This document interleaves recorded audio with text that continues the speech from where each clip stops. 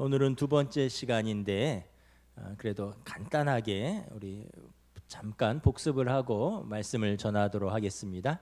마태복음은 예수님의 제자인 마태가 기록한 복음서입니다. 복음서는 예수님의 생애와 또 삶, 사역 그리고 말씀을 기록한 것입니다. 마태는 레위라고도 하는 별명 이름을 가지고 있고 가버나움 출신의 세리였습니다. 세무공무원이었는데 그가 세관에 앉아 있을 때 예수님께서 마태를 부르시니 그가 일어나 예수님을 쫓으니라라고 성경은 기록하고 있습니다.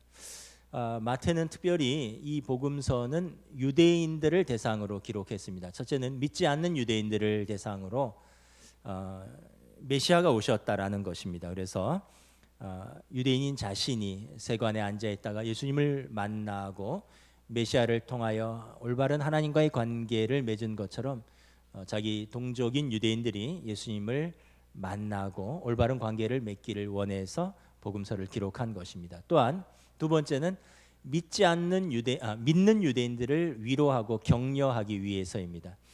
예수님께서 부활 승천하시고 다시 오시겠다고 약속하시고 한 세월이 20년에서 30년이 흐른 이후에 고난과 핍박이 시작되고 또 많은 시험이 들면서 제자들이 예수님의 행적과 생애 말씀을 기록하여 전할 필요가 있다고 느꼈습니다. 그래서 마태도 AD 50년에서 60년경 사이에 이 마태복음을 기록하여 다시 한번 예수님의 말씀을 기억나게 하고 예수님께서 선포하신 하나님 나라를 기대하면서 믿음을 지키라라고 성도들을 위로하고 격려하기 위해서 복음서를 쓴 것입니다. 이 마태복음은 오늘 저와 여러분들 예수를 보지는 못하였으나 믿음으로 영접한 우리들에게 예수님이 어떤 분이신가 소개하고 예수님이 말씀하신 말씀들을 가르치고 예수님께서 선포하신 하나님 나라가 어떤 것인가 우리가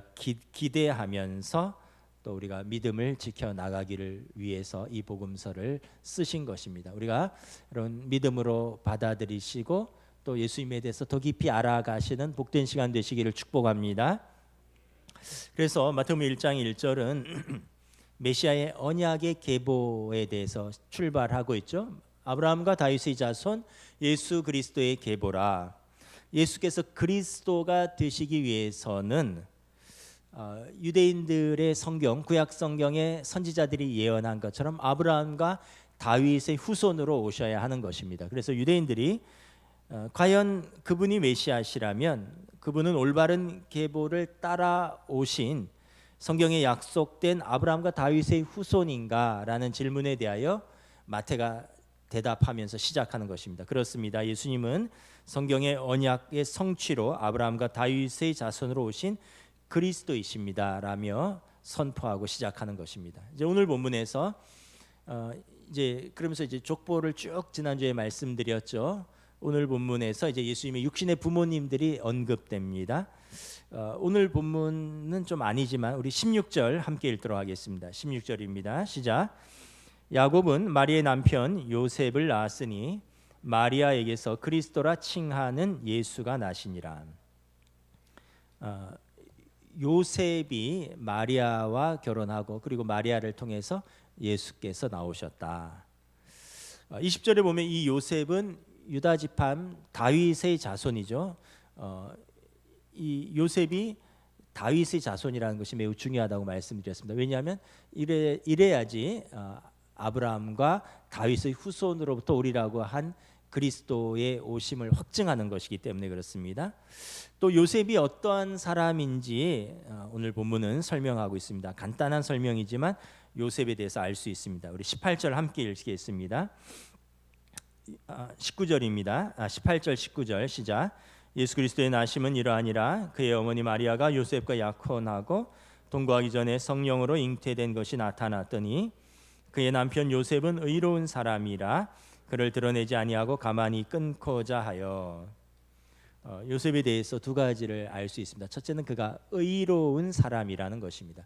의로운 사람, 우리 성경에는 이렇게 번역했는데 이게 히브리어는 차디크란 단어고 헬라어로는 디카이오스라는 단어인데 영어 성경에 보면 faithful to the law라고 번역하고 있습니다. 율법에 충실한, 신실한 이런 뜻입니다. 다시 말하면 요셉은 그냥 단순히 정의로운 사람이 아니라 그가 토라, 그 모세오경이라고 하는 구약 성경과 그리고 유대인들의 율법에 대해서 정통하고 이것을 신실하게 지키는 자였다라는 뜻입니다. 우리가 잘 아는 대로 여러분 예수님의 육신의 아버지 요셉은 직업이 목수였습니다. 그럼 목수가 어떤 사람입니까? 그 톱, 대패, 칼, 망치, 못 이런 것을 이용해서 나무를 켜고 다듬고 만드는 사람이죠. 쉽게 얘기하면 거친 일을 하는 노동자입니다. 근데 여러분 우리가 생각할 때 이렇게 거친 일을 하면 어떨까 일상이 뭐 드라마 같은데 보면 이제 하루 노동하고 고단하니까 막걸리 한 잔 드시고 식사하시고 이렇게 주무시고 또 일어나서 또 아침에 일하시고 뭐 이런 삶이죠. 근데 요셉은 어떠했다고요? 그가 율법에 충실한 사람이었다. 누구보다도 하나님의 말씀을 잘 알고 이것을 신실하게 지키는 백성이었다라는 것입니다. 그러니까 우리가 생각할 때 직업이 문제가 아니에요. 일이 고단해서가 문제가 아니에요. 그가 하나님을 향한 마음이 어떤가인 것입니다. 요셉은 목수였지만 그는 누구보다도 하나님의 말씀을 잘 알았고 잘 말씀을 붙들고 살려고 했고 그 율법에 충실하고 신실한 하나님 나라를 기다리는 거룩한 하나님의 백성이었습니다. 그래서 하나님의 아들이 요셉의 가문에서 나신 것입니다. 또 예수님의 육신의 어머니 마리아가 나와 있습니다. 16절에 보면 마리아를 통하여 예수님께서 나오셨죠. 누가복음 1장 35절에 보면 마리아는 세례 요한의 어머니 엘리사벳과 친족입니다. 세례 요한은 예수님 오시기 6개월 전에 먼저 와서 그의 길을 닦은 선지자이죠. 그래서 마리아는 엘리사벳과 친족인데 엘리사벳은 레위 지파 아론의 자손이다라고 기록하고 있습니다. 그러니까 거룩한 제사장 지파인 레위 지파 출신이라는 것입니다. 마리아와 엘리사벳이. 그러면서 누가복음 1장에 보면 마리아는 하나님의 은혜를 입은 자라고 기록하고 있습니다. 사실 마리아라는 이름은 우리로 말하면 영희처럼 흔한 이름입니다. 요셉도 마찬가지입니다. 철수처럼 흔한 이름입니다. 그리고 아주 그 예루살렘에서부터 멀리 떨어진 변방 갈릴리에 목수 일을 하는 뭐 직업이 문제 귀천이 아니라 그 당시에도 여러분 귀족들이 있었습니다. 바리새인들이 있었고요, 서기관들이 있었고 또 세무 세리 같은 공무원들, 군인들 이런 어떤 사람들도 있었지만 목수나 어부 같은 그런 또 생계를 위해서 이렇게 고된 일을 하는 사람들도 있었습니다. 요셉이 그런 사람이었고 또 그런 사람과 약혼을 한 마리아는 또 평범한 한 여인이라는 것을 알 수 있습니다. 그러나 성경은 누가복음 1장에 보면 마리아에 대해서 그는 하나님의 은혜를 입은 자라라고 기록하고 있는 것입니다. 그래서 여러분 우리의 출신이 어떻든지 우리의 신분이 어떻든지 우리의 과거가 어떻든지 우리가 하나님을 사랑하면 하나님의 은혜를 입은 자이고요. 우리가 하나님의 말씀과 하나님의 법을 붙들고 살면 하나님께서 우리를 의로운 자라 칭하신다라는 것입니다. 이 두 분이 예수님의 육신의 부모다라고 기록하고 있습니다. 그런데 예수님께서 육신의 부모는 있지만 예수님의 태어나심은 요셉을 통해서는 아닙니다. 성령의 잉태하심에 따라서 태어나셨다 성경은 기록하고 있습니다. 우리 18절 함께 봉독하도록 하겠습니다. 예수 그리스도의 나심은 이러하니이라. 그의 어머니 마리아가 요셉과 약혼하고 동거하기 전에 성령으로 잉태된 것이 나타났더니 유대인들은 결혼하기 전에 약혼을 하는 풍습이 있습니다. 약혼하면 동거하기 전에 같이 사는 건 아닌데 결혼에 버금가는 막중한 어떤 책임감과 어떤 그런 법적인 그런 권한들이 부여가 됩니다. 요즘은 뭐 약혼을 잘 안 하는 것 같아요. 뭐 결혼도 뭐 늦게 하거나 안 하는 시대에 뭐 약혼까지 다 하는 시대는 아닌 것 같습니다. 근데 이제 예전에는 약혼도 했죠. 저도 약혼을 했는데 저희가 98년 11월에 결혼하는데 6개월 전에 약혼을 했습니다. 그래서 그해 4월에 목사님 모시고 양가 부모님들과 같이 예배드리고 식사하면서 약혼식 하고 또 뭐 약혼 반지도 교환하고 그랬죠. 그리고 나니까 이게 무게나 책임감이 확 달라지더라고요. 예전에는 친구들을 만나거나 누구 소개하면 내 여자친구야 뭐 이랬는데 약혼한 이후에는 내 약혼자야, 내 결혼할 사람이야. 아예 이렇게 못을 딱 박아버리니까 이제는 그 어떤 책임감이라든가 무게가 이렇게 달라지더라고요. 유대인들의 약혼식은 우리보다 더 큰 책임감을 요구합니다. 유대인들이 약혼을 하면 결혼식을 올리지 않았기 때문에 오늘 본문처럼 동거하지는 않았지만 법적 효력은 결혼과 버금간다는 것입니다. 약혼 중에 남자가 죽으면 여자는 그대로 과부로 취급되었습니다. 약혼을 취소하려면 이혼 증서처럼 파혼장을 주어야 되고 그 파혼장이 있어야지 다른 남자랑 다시 약혼할 수 있는 것입니다. 그러니까 이 마리아와 요셉이 약혼한 사이였다는 것은 뭐 살지만 않았을 뿐 결혼과 동일한 상태라는 것이죠. 그런데 마리아에게서 잉태된 것이 나타났다는 것입니다. 요즘 뭐 연예인들이 뭐 결혼하면 이미 뭐 임신 4개월이고 6개월이고 그래서 뭐 그게 어떤 이 시대의 풍조 같은 시대이긴 한데 여러분 2000년 전에 그것도 율법이 엄격하게 지켜지던 시대에 이것은 용납될 수 있는 것이 아니었죠. 19절에 보면 요셉은 의로운 사람이라고 했습니다. 율법에 충실한 사람이라고 했습니다. 그러니까 그는 율법에 의해서 파혼하기로 마음을 먹었습니다. 왜냐하면 율법에 의하면 결혼하기 전에 부정한 여인과 결혼할 수 없는 거죠. 근데 마리아를 사랑했던 사람으로서 공개적으로 드러내지 아니하고 가만히 끊고자 하였습니다. 우린 여기에서 요셉의 신앙과 인격을 봅니다. 여러분 약혼한 여자에게서 결정적인 흠결이 발견되었는데 이건 완전한 배신 행위죠. 약혼자에 대한 완벽한 파혼의 사유입니다. 그러면 여러분 우리 같으면 어떻게 하겠습니까? 막 분노에 차서 막 약혼자가 분을 화를 내고 또는 그 부모님에게까지 찾아가서 막 화를 내고 파혼을 선포하고 나를 아는 사람들에게서 내가 이러이러한 이유로 내가 파혼을 했다고 하면서 마리아를 공개망신 주고 자신의 정당함을 드러내려고 하겠죠.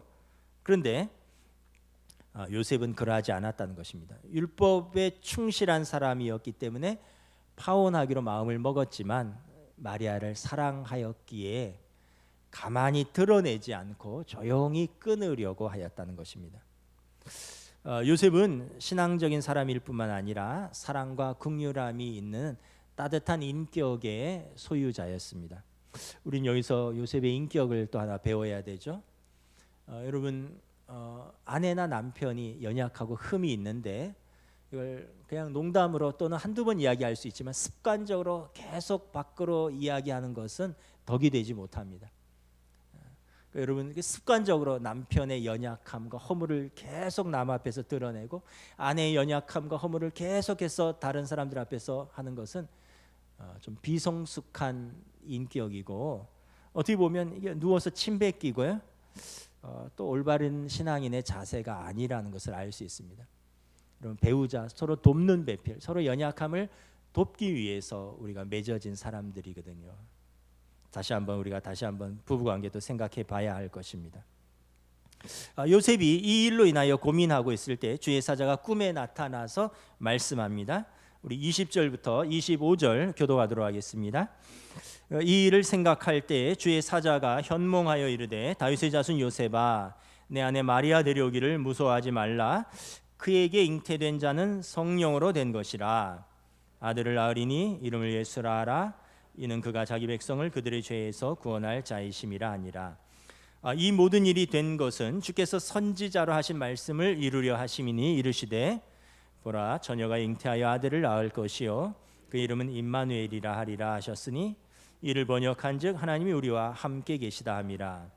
요셉이 잠에서 깨어 일어나 주의 사자의 분부대로 행하여 그의 아내를 데려왔으나 아들을 낳기까지 동침하지 아니하더니 나음의 이름을 예수라 하니라.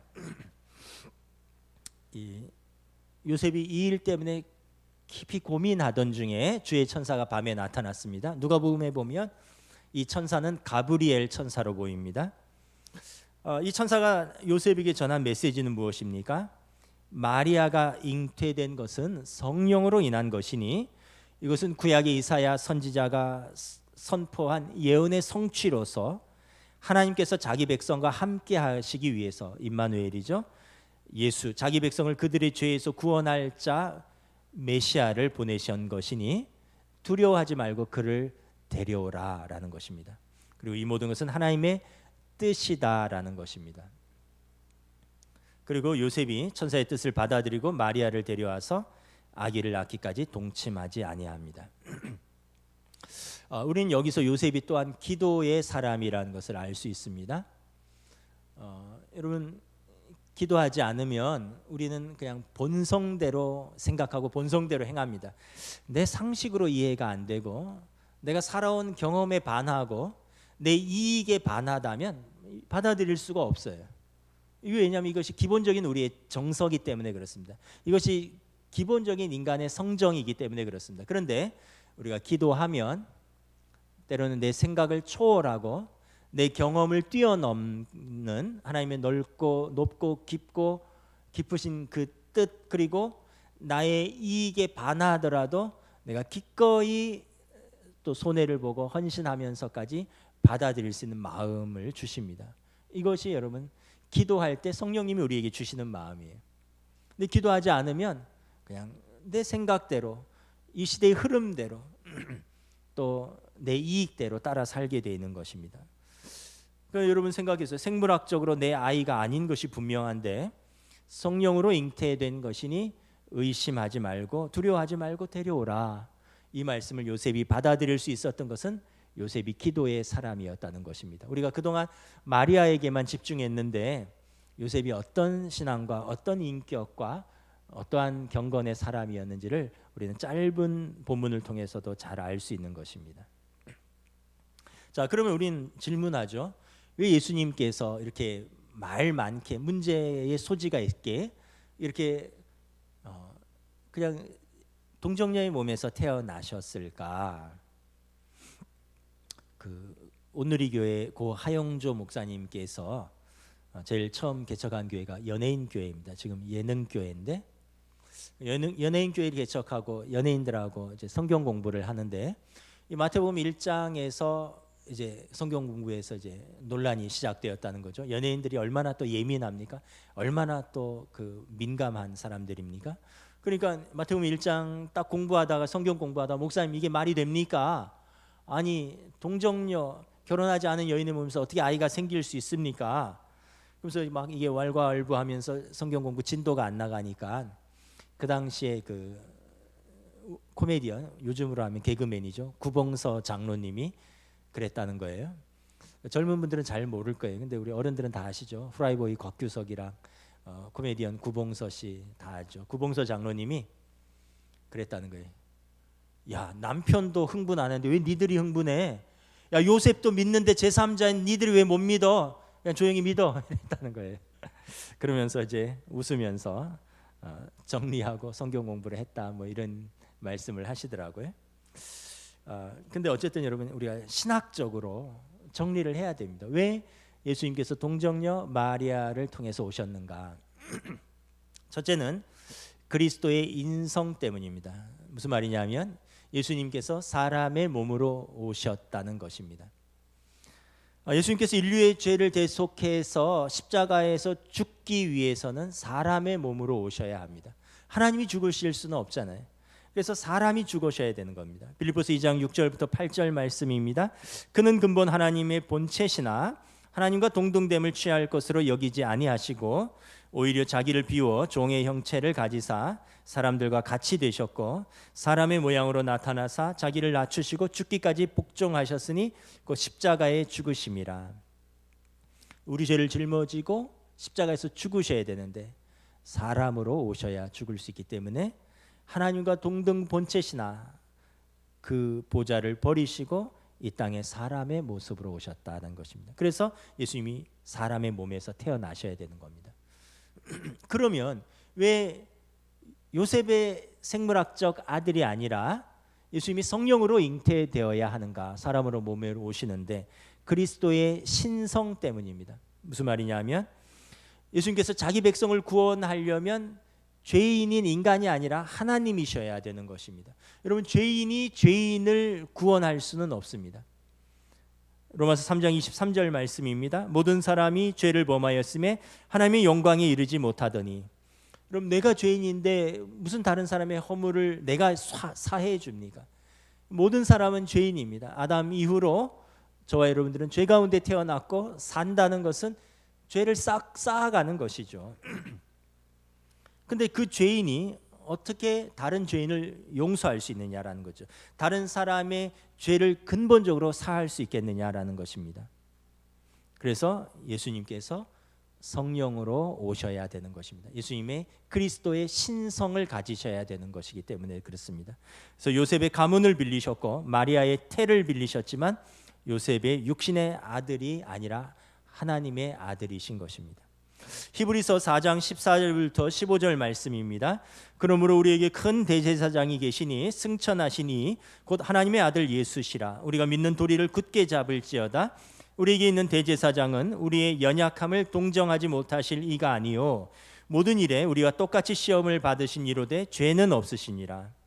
예수님이 육신으로 오셔서 우리와 똑같이 시험을 받으시고 고난을 당하셔서 우리의 연약함을 친히 체휼하시고 몸으로 경험하시고 동정하시고 공감하실 수 있다라는 것입니다. 차이점은 우리와 똑같이 시험은 받으셨으되 죄는 없으시니라. 죄가 없어야 우리 죄를 용서하실 수 있는 하나님이 되시는 것입니다. 그래서 여러분, 우리가 예수님을 그리스도로 믿는 것은 쉬운 일이 아니에요. 이 믿음, 이 나의 이성의 한계를 넘어서는 믿음이 있어야 합니다. 예수님을 나의 구원자로 영접하고 예수님께서 내 죄를 짊어지시고 십자가에 지셨다는 것을 믿는 믿음이 있어야지 우리가 하나님의 자녀가 되는 것입니다.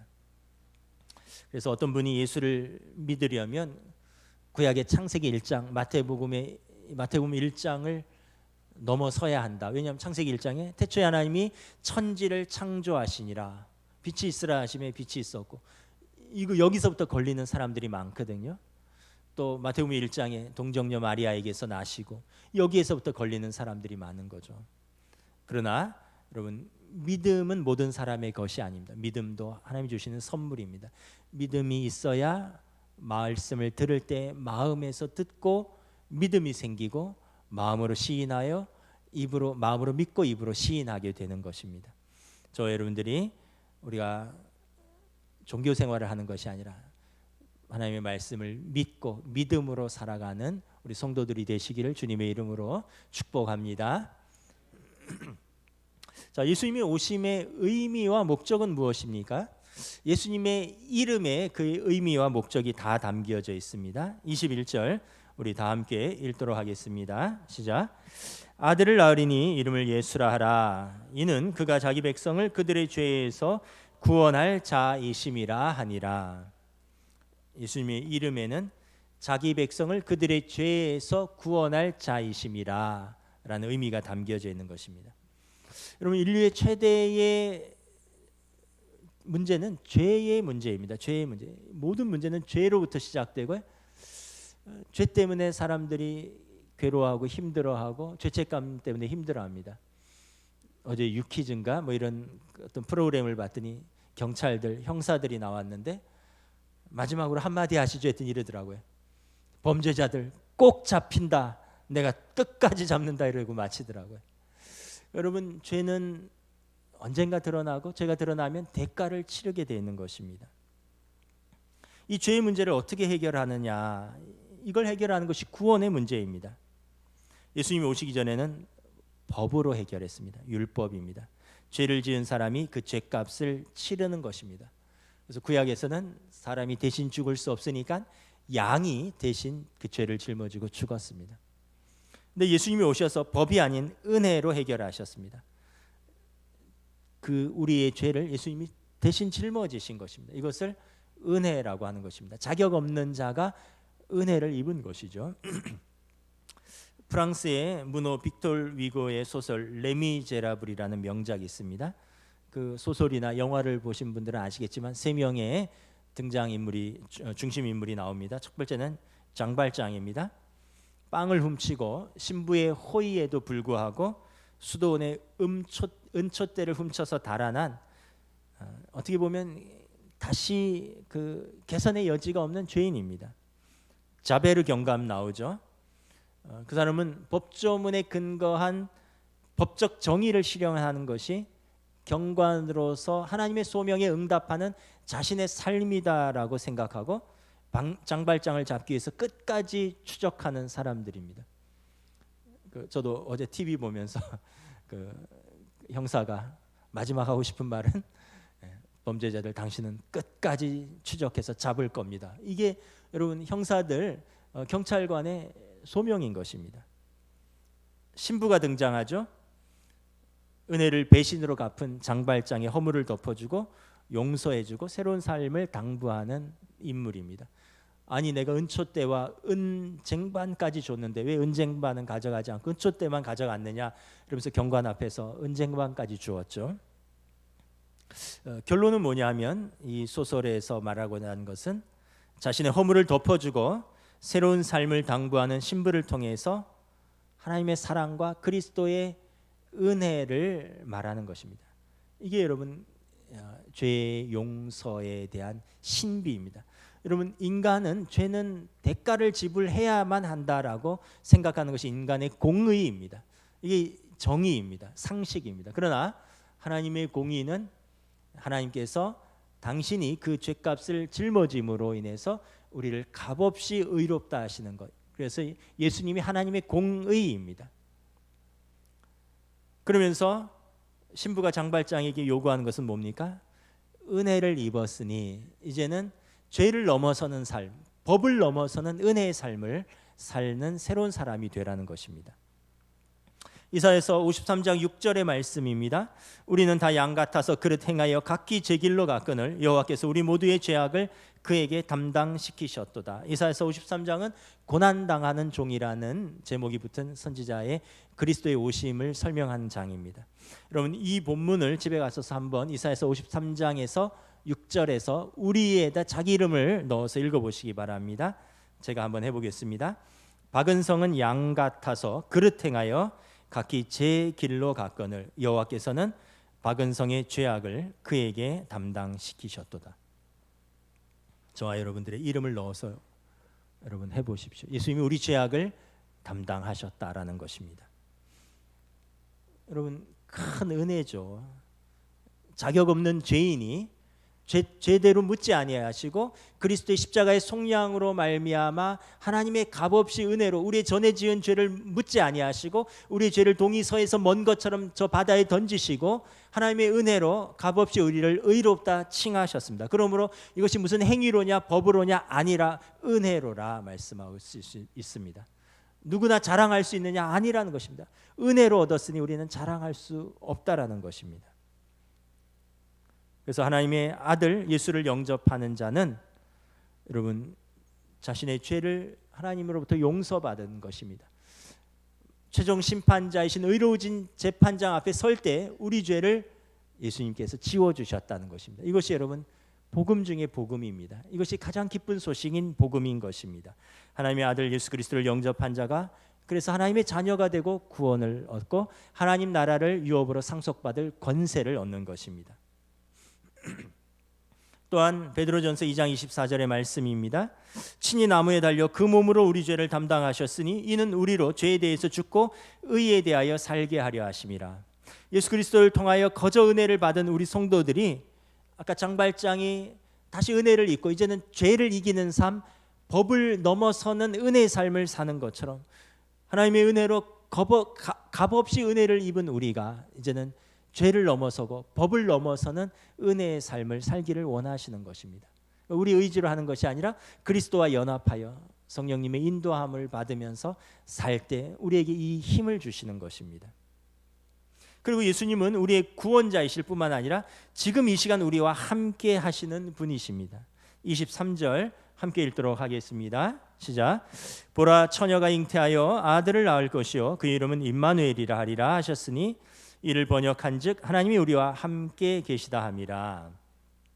우리가 잘 아는 임마누엘은 여러 단어의 합성어입니다. 임은 함께입니다. 마누는 우리란 뜻입니다. 엘, 하나님이란 뜻입니다. 그래서 임마누엘, 하나님이 우리와 함께 계시다. God with us. 하나님이 우리와 함께 계시는 하나님. 그러니까 여러분, 임마누엘은 지금 나의 삶에 하나님이 우리와 함께 계시다는 것입니다. 예수님께서 우리와 함께 지금도 계시다라는 의미인 것입니다.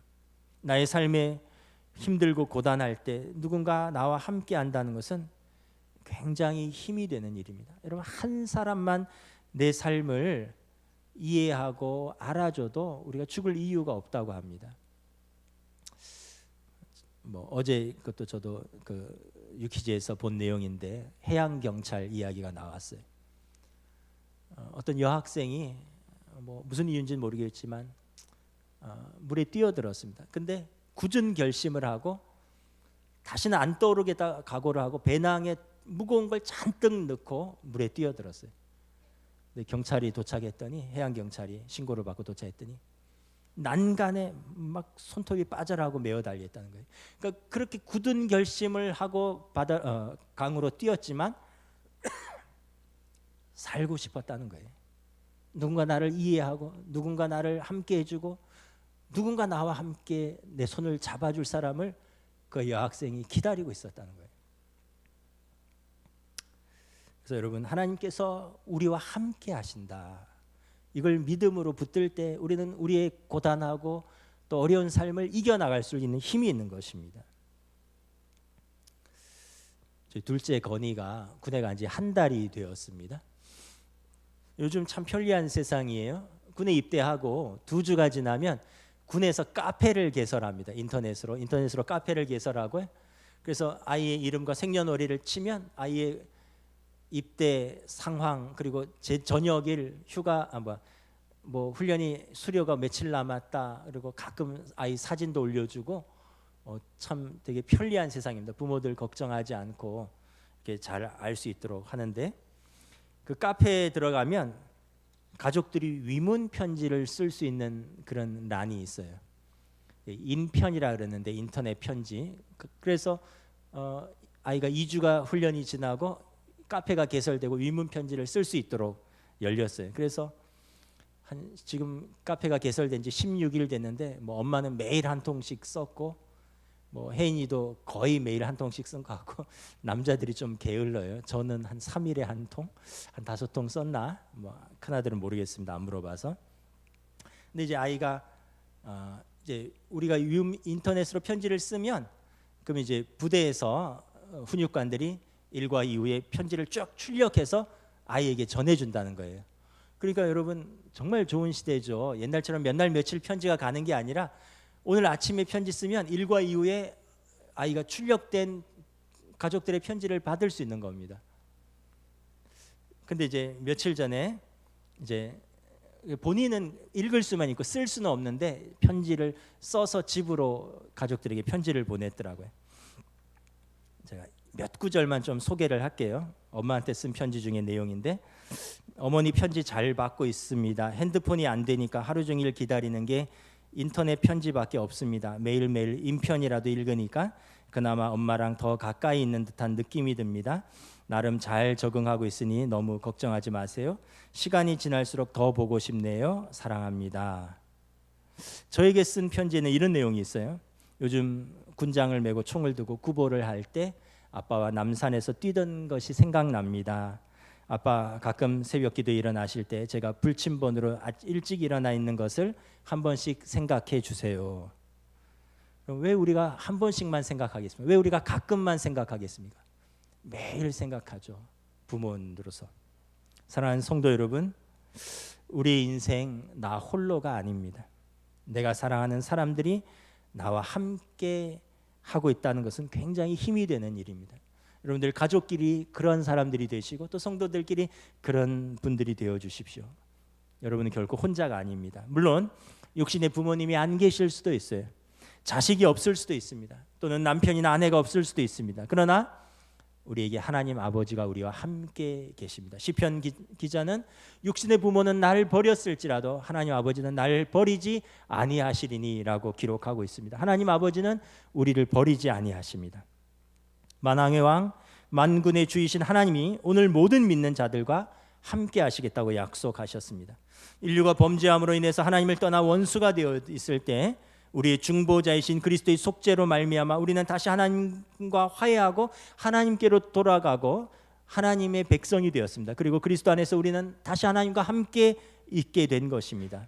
예수님께서 부활 승천하시면서 두려워하는 제자들에게 약속하셨습니다.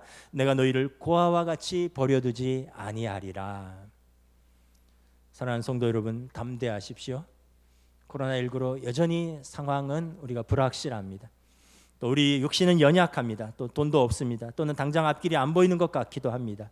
그러나 우리를 지으시고 우리를 부르시고 우리를 의롭다 하시고 우리를 거룩해 하시고 영원토록 우리와 함께 하실 하나님이 나와 함께 하시니 이 약속을 붙드시고 담대하시기를 축복합니다. 이것이 믿음입니다. 믿음은 보이지 않지만 약속의 말씀을 붙들고 보이는 것처럼 사는 것입니다. 예수 그리스도 우리를 죄에서 구원하신 분, 영원히 우리와 함께 하시는 임마누엘의 하나님, 하나님의 공의이신 예수님, 이분과 함께 동행하며 믿음으로 승리하시는 저와 여러분 되시기를 우리 주님의 이름으로 축복합니다. 아멘.